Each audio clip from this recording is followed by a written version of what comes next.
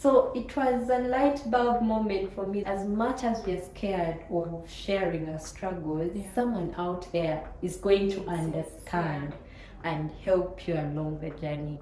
World Health Organization has it that 1 in 6 individuals who are sexually active, adults, are struggling with infertility worldwide. Infertility is no longer something that, our society made it look like maybe you're bewitched or it is something unfortunate.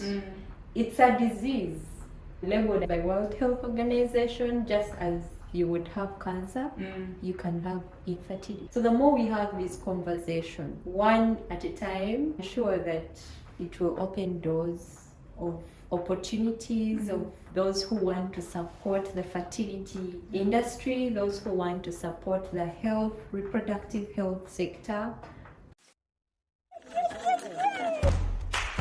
Do you aspire for a booming middle-class economy? Listen along to understand what turns the wheels of Uganda's economy with our line of incredible influencers in their fields. Dear Patriot, welcome to another episode of the podcast on Uganda. Today's segment is on marketing, and I'm privileged because we've never had this conversation before on the podcast. And this lady here, Miss Judith Akite, she actually helps couples to walk through their fertility journeys.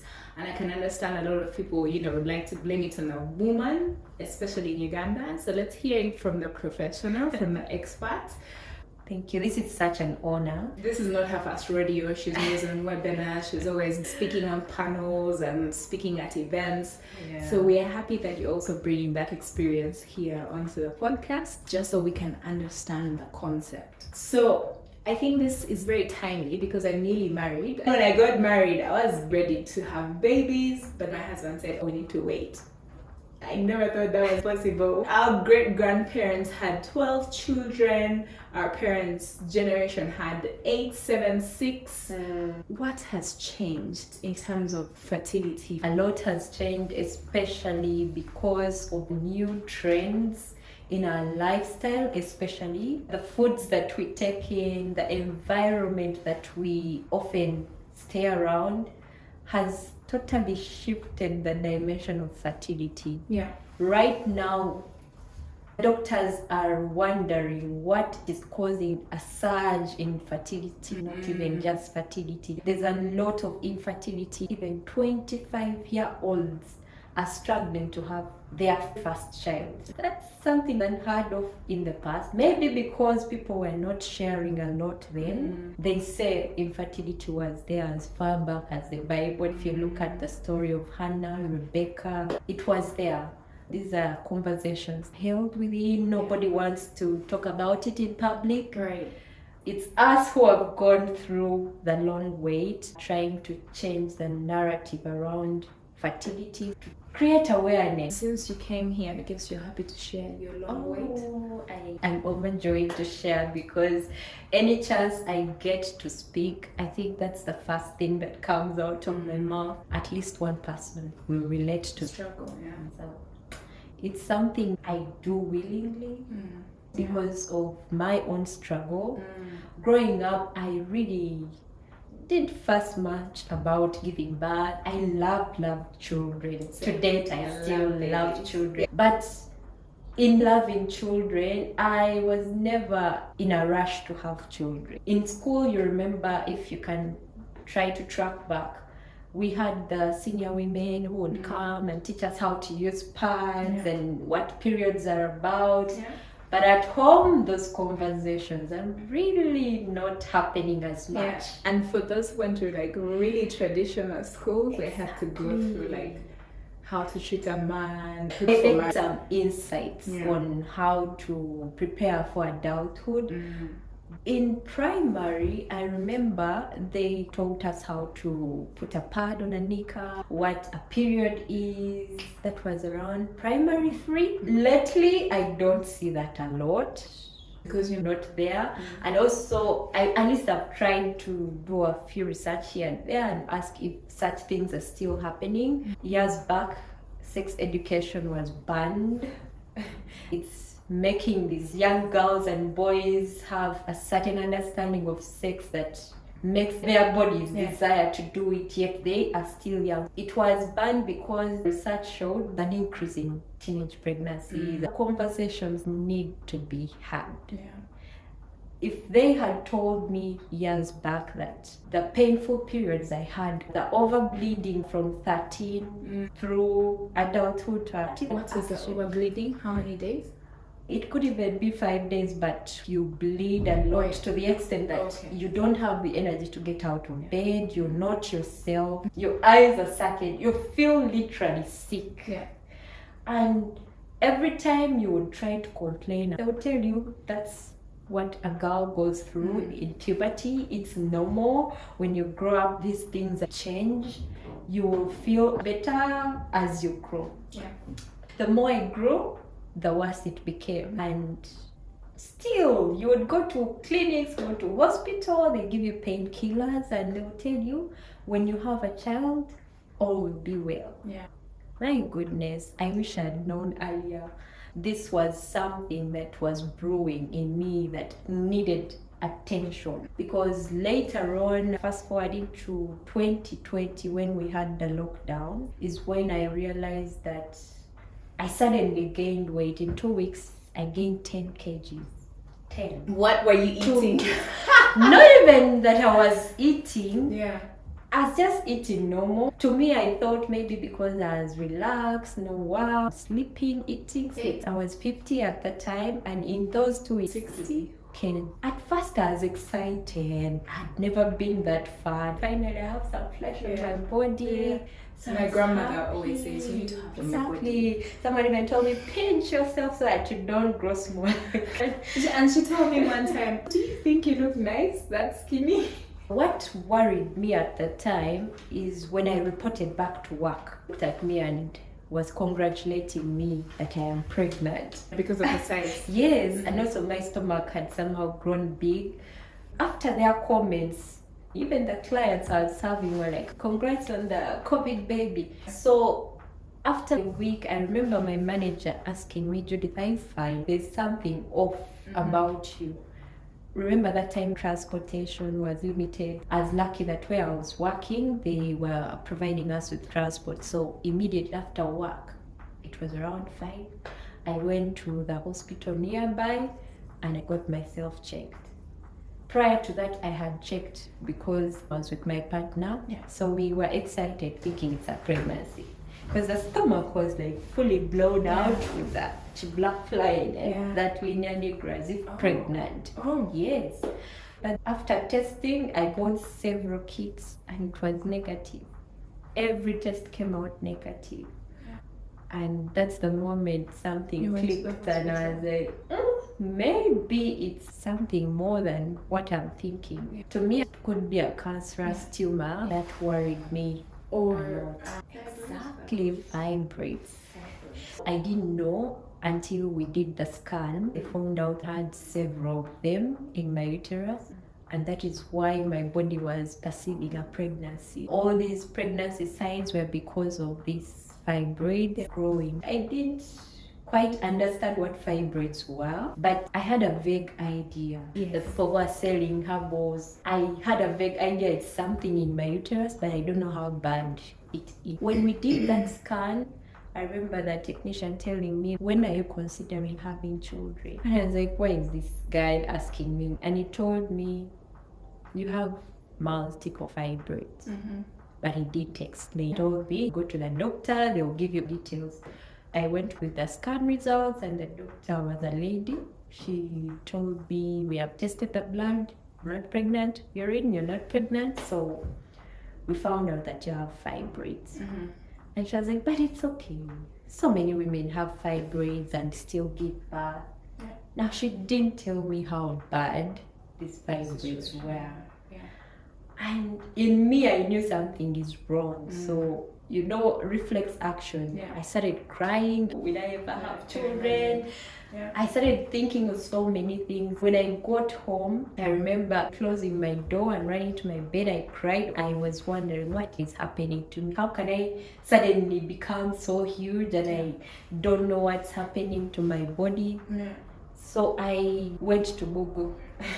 and started asking everything fibroids, what causes fibroids. Like, I wanted to understand because the doctor didn't give me so much information. Yeah. And I remember, Wait a minute. Do you know what it will take for Uganda to achieve a middle-class economy by 2040? Please send us an email at onuganda@gmail.com. after doing all that research, watching YouTube, and you know how online is sometimes, instead of giving you what you're looking for, it just makes it worse.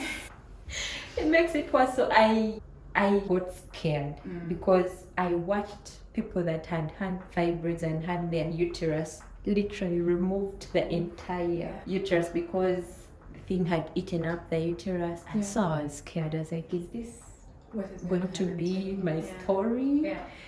But then I remember calling the doctor and asking, and he was like, no, we can do another scan. You don't have to base on that. My sister advised the same. Maybe they even didn't see well, or it's a misdiagnosis and you're overreacting. We went to another hospital, had the scans done. We did about 4 hospitals and all were the same. In fact, when you leave this hospital to the next, the result shows worse than before. Courage to keep going. Yeah, because I needed to confirm beyond any reasonable doubt that this is it.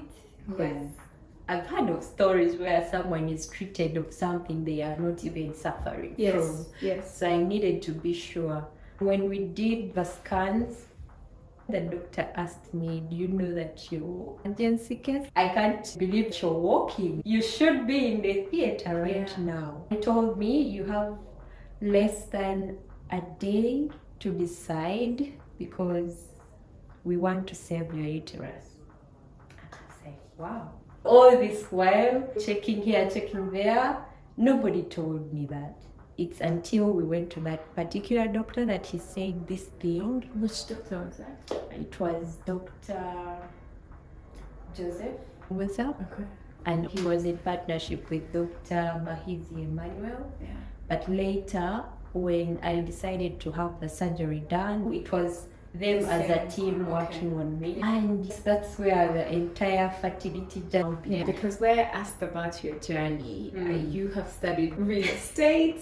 She's a banker at the bank for 9 years, customer service, being in Typical management. Ugandan. Now have founding Mom's Cover and being able to consult or just help young couples with fertility issues is commendable. You have the courage from your own experience to share that with others. So you got certified, which is good.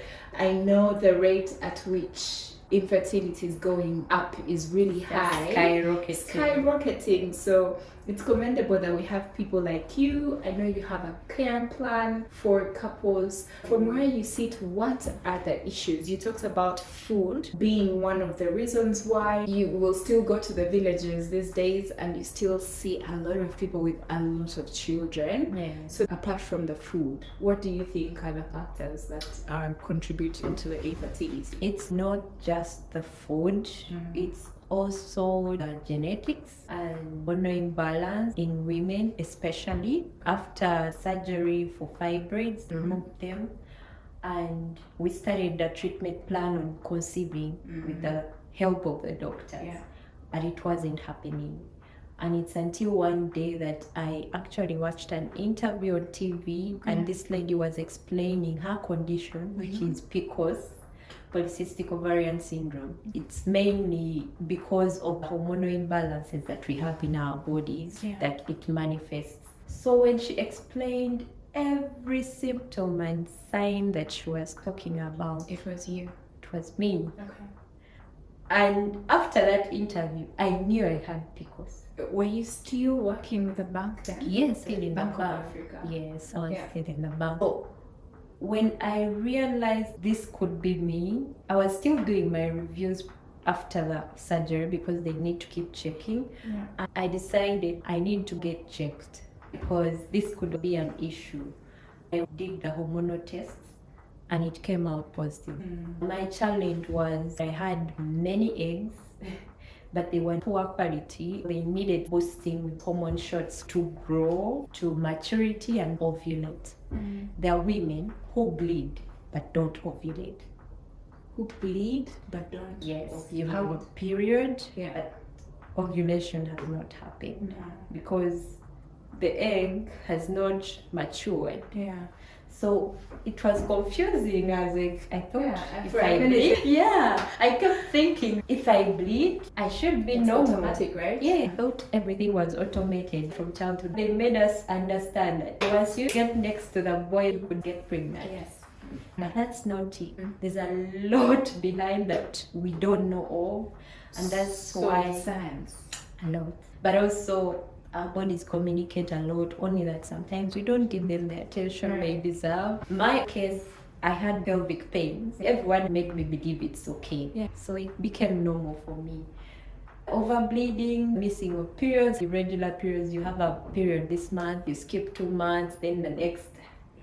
Like at some point I was celebrating because you're not going to be there worried of mapping or what. But then again, it is something to really be keen about. Yeah. Especially us who are raising girl child. Absolutely. Parents need to be involved in nurturing their children and teaching them about their bodies. Yeah.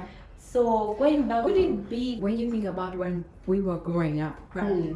We had no contact with boys.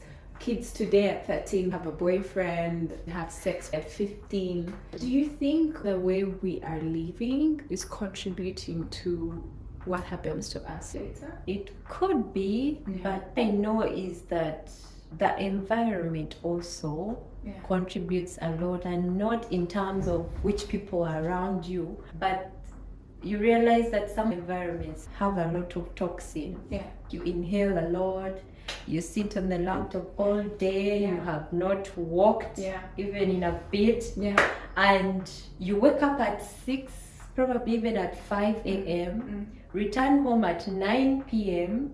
The entire day you are under the AC or maybe in a building. Yeah.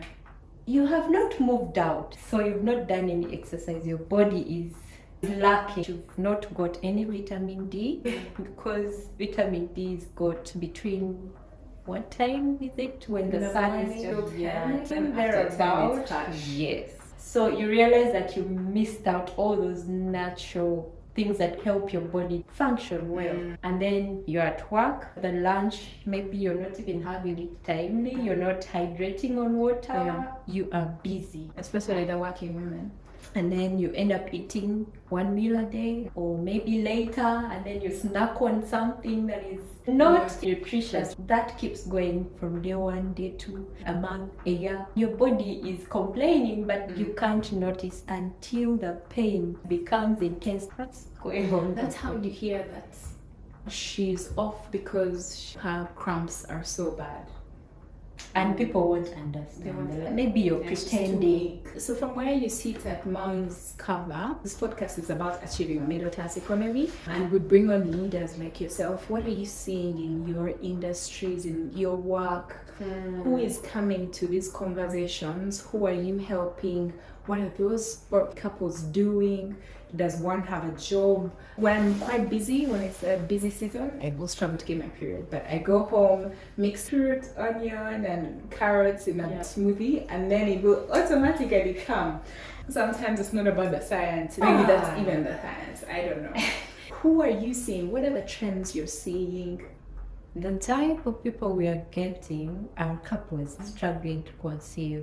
Some have waited 5 years. Are they 7. working? Yeah, in they this are time? working. These fertility treatments are expensive, so for you to manage, you really have to have some income coming through, and it's a tough place to be in, especially if you're not open to sharing your struggles with your colleagues. Colleagues, no? They It's really up to you. At the end of the day, you need their support. If they don't know what you're going through, people are judgmental. I'd rather not share. You'd rather not share. But the pain you're going through can push you to share. That's what happened to me. I first struggled doing everything backdoor by myself.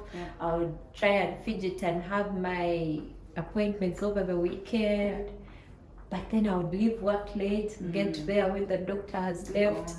It was a struggle. At some point I was like, but why? We are all human. Everyone is going through something. What's the worst that can happen if I tell this person? Opened up to my manager. He noticed I was not well. Still had the 10 kgs? Yes. Actually, they were increasing. Now I think I was about 63 or something. Every time I was gaining weight because of these hormones. I opened up to my manager and told him what I was going through. I scratched the surface for him to understand why I needed to be off almost daily, depending on when I have to visit the hospital. And it's surprising. Sometimes we judge people basing on what we've seen them do, especially our bosses. But when you open up, you'll be amazed at how they will support you. When I opened up to him, he was receptive. I thought I'd asked for 15 minutes. He gave me an hour. We were supposed to go home. So he actually started encouraging me and telling me of his sister, of his brother who went through a similar experience and they now have children. So it was a light bulb moment for me. As much as we're scared of sharing our struggles, someone out there is going to understand and help you along the journey. And also someone else needs to know they are not alone. We are many. I suffered with psoriasis for the longest time. It's a skin disorder. And I thought nobody in Uganda had it because people don't share their problems. But story for another day.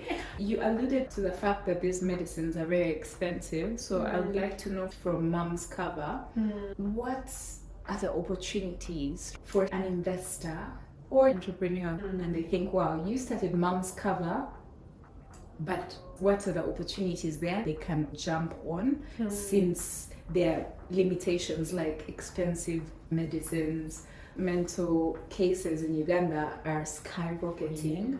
I think that's related to the challenges people are facing, but where would you see the opportunity? The opportunities are immense. There are so many, starting with us creating awareness in whatever community, starting from a family unit actually. Let's have these conversations. People need to know your body will change and it's for you.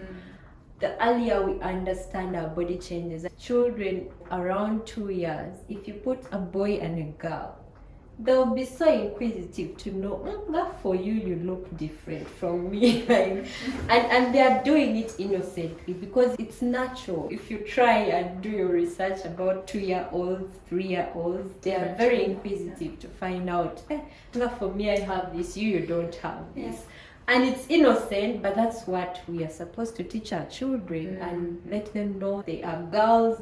This one is a boy, and this is what makes you a boy, this is what makes you a girl. You're different but unique in your own ways. And then the other thing is also in workspace, that's something like we really need to take up. We do personal growth coaching, we do mental health talks, we do a lot of trainings, technical skills. AI is in the space now, but nobody does trainings about fertility, your body. The best I've had is wellness. You have groups doing the gym. That's good, but not good enough. Because you need to know, why are you going to the gym? Is it just because you're fat? What is causing you to be fat? It could be the fibroids and you don't know. It could be that you have a hormonal imbalance and you're not aware. So having these awareness trainings are very important. So if these entrepreneurs or the corporate companies can allow us to step into that space, they will be amazed at how many staff are struggling in silence. I remember There's a day I went to the bank to get some money, and the system had captured, and someone asked, may I have your number?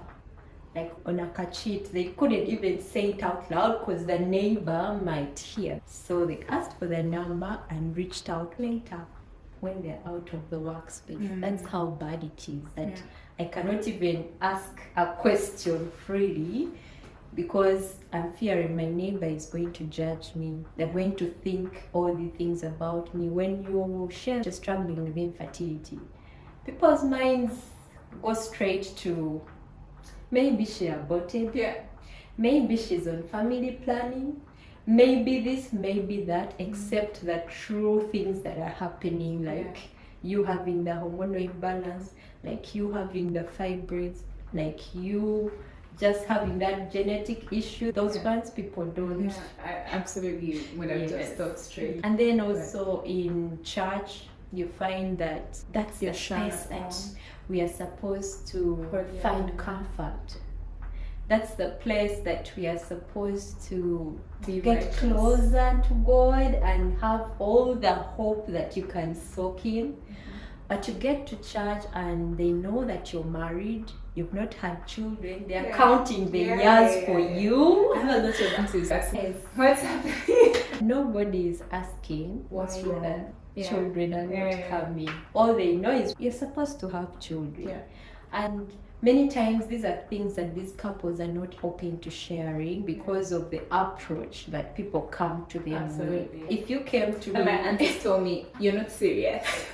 Because she didn't see any, protruding. And sometimes it's not that you're not trying, you're actually trying. And you can't go to share that. It's not happening, but I'll be honest with you, with your experience with many fibroids. I think we have fibroids in our family. A cousin of mine got so many scraped out and they put them in a bucket for her just to see how many there were. And then my sister in America as well, she had a surgery. I don't normally drink soda.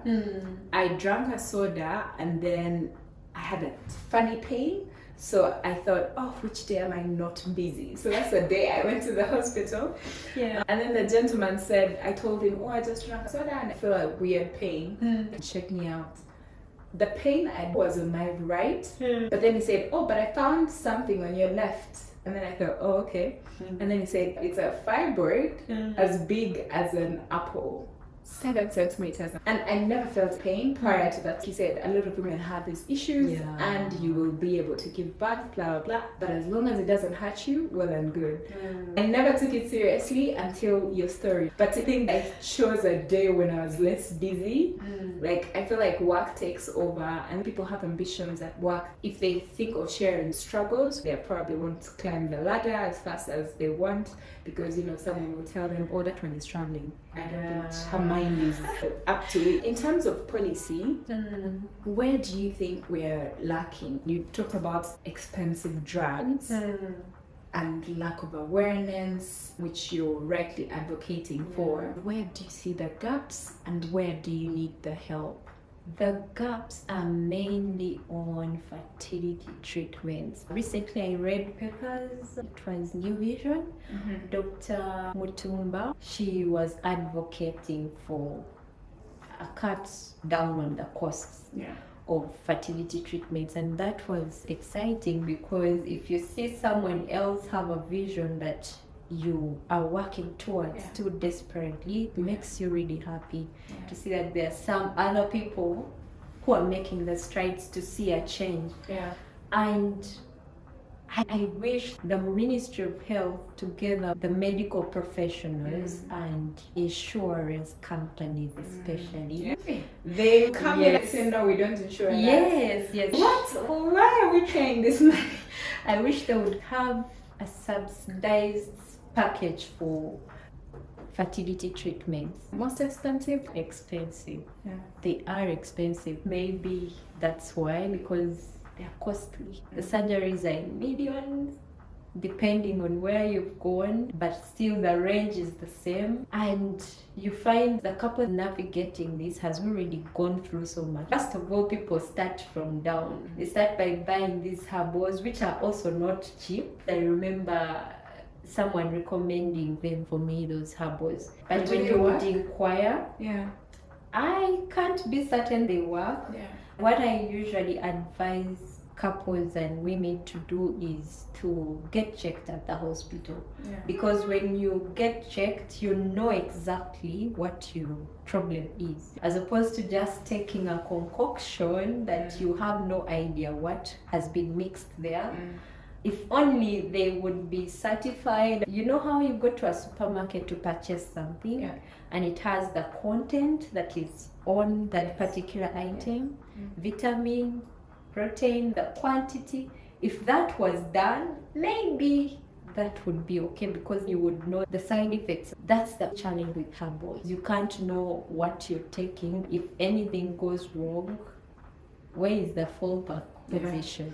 I went to the Farmers Expo this year, and normally you have all the herbalists and the natural healing pathologists. Yeah. It's impressive to see how much they've advanced. Yeah. Most of them are now professionalizing their brands and having labels. So it's nice to know that people should actually take care of what they're taking in, especially if it's medication. Yes, For them to be able to know exactly what the effects would be. There are a lot of nutritionists. I would advise those, because then you know you're taking a fruit that can enhance your body in this particular way. Yeah. That's easier to deal with. But even for the herbal, if it is clear cut that this is what you're taking and it helps with this, I have no problem with it. I recommend hospital first, because you need to know, why am I taking it? Is it just to stop the pain? Many times people have taken herbals, yes, the pain has been relieved, but the tumors keep growing, and then you realize later it's too late. I had a story that biased me. The lady shared her story. She's a celebrity. She had fibroids, and for years she was taking mixtures, bidongolas. Like, she could even show you the photos how she piled them in a room, and they never got a baby.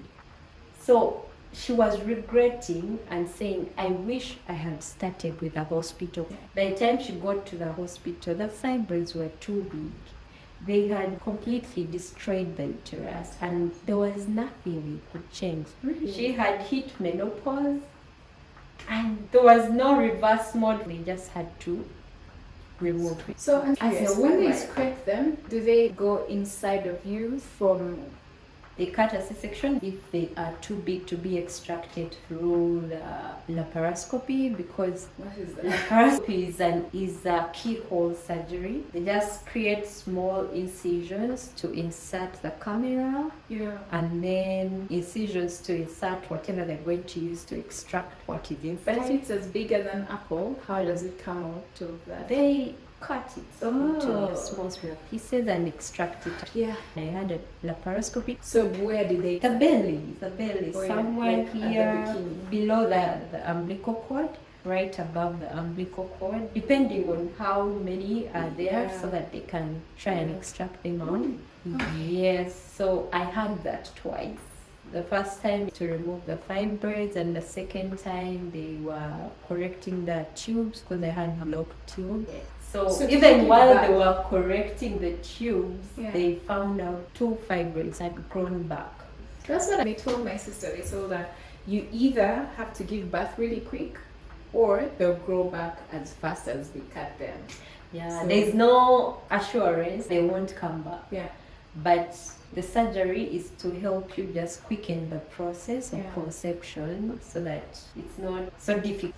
Even the fertility treatments are just for you to try and accelerate your process, so that you don't have to go through so much. Yeah.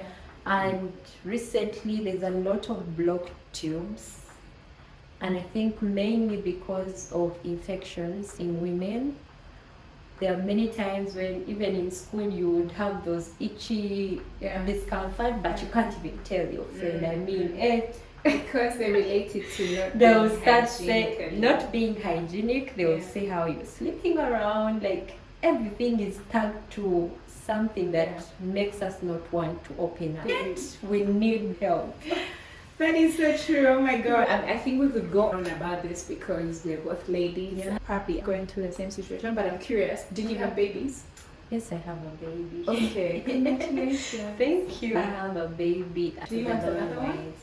Definitely. If God still can, He blessed me, and I know He can still bless me with more. I found that we have a 4.47 birth per woman. Yeah, the average. I mean, I only want 2 children. It reduced by, I think, 2.5%. Yes, like 2 now. In 2023. I don't know what 2024 says. Because lately, I don't know if because we are career oriented and growing through the ranks, and children come in much later. When you get married, you're not under pressure. I wasn't under any pressure to have a child until I started experiencing body changes. I was happy. But when I started experiencing it, I was 29 then. That was 2020, and so all through we started with the treatments, and things were not happening. Things were not happening, and I was like, wait a minute, I thought the things happened to women who are 45 plus. That's why I was telling you earlier that even doctors are wondering what is causing this in younger adults. Finding in a campus going child and calling them child and young adults. Yes, they're also having these issues of abdominal pains. They're just generally not okay, and you're wondering what is causing this. Like I say, mainly I think because of the environment and our intake lifestyle, and also the things that we feed our bodies. Many times we eat a lot of junk, crisps, and all those snacks that have it's painful if you don't do it willingly. When the doctors are telling you you can no longer have this, you can no longer take sugar. I was at that point where they told me now you have to eat vegetables, fruits. Like they detect for you what you're going to eat, as opposed to you it's eating a pity because my husband is a potato man, so he needs to try the potatoes as they arrive in processed forms. So it's a pity, but I don't get carried away to take all these things I probably shouldn't be having. But now the golden question, the question we ask every guest that comes onto this podcast: are you ready? I am. What do you think it's going to take to achieve a middle class economy? Is it having less expensive? What will it take for us to have a more fertile population, men and women? Because also struggles. I didn't share with you the statistics. World Health Organization has it that 1 in 6 individuals who are sexually active adults are struggling with infertility worldwide. And now if you break it down to Uganda, it could be a bigger number. Mainly because of the reasons that we shared earlier. But also when you're not among the statistics, not the 1 in 6. You look at it as like a small number. But when you're among the 1 in 6, you realize you're among the millions struggling to conceive.